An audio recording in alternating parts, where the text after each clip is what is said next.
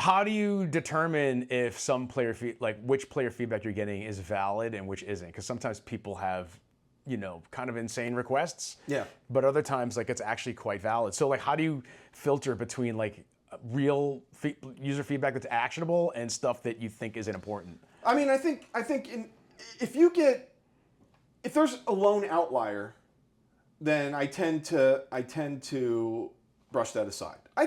We get feedback from our games quite a bit, and we'll look at, like, in aggregate which things bubble up, which things are people hate by and large on average, and then and then you have lone outliers, be like, well, they don't like this, I don't like that, and we tend to not brush those aside, but we kind of put them in the back pocket, and we don't really, we don't think about it too much or act on it.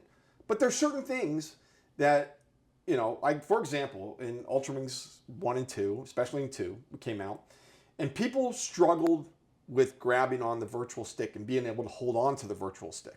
Ultrawings 2 is a flight game, VR. It's sort of open world-ish. It's not really a simulator. It's more of a game, but it feels really like you're flying. And we pioneered this virtual control system where you can flick switches with your fingers and hold on a virtual stick with your hand, and you didn't need a flight stick to play the game. So the sequel comes out, and we had this system where you could see your hand, and you just had to keep your hand around the stick and grab on it, but it didn't snap onto the stick. And so we got a lot of feedback from, like, well, we can't do it. So we took that feedback, and we like, yep, okay, we see your very valid points, and we added this, snapping onto the stick, where you hold the stick and it just snaps on it, and it doesn't really matter where your hand is positioned. You don't need to keep it on the stick itself. You can move it all around in your hands, and it instantly, that was the right way to go, and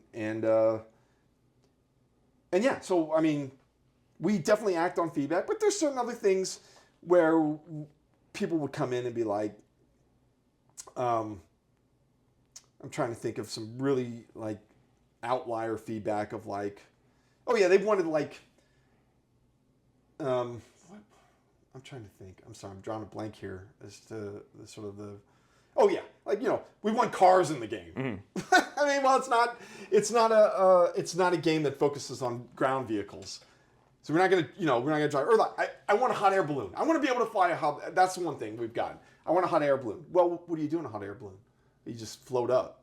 Like, that's it. That's it. Really, there's nothing inherently interesting about hot air balloon. Right. And so that's not what the game is. So I think the way to sort of, you have to look at the feedback as, like, does it add to the game in a meaningful way? Like, could it make it better? Do they have valid points? Or is it something where it's just, it's more trouble than it's worth, or it doesn't fit within the theme of the game? Mm-hmm.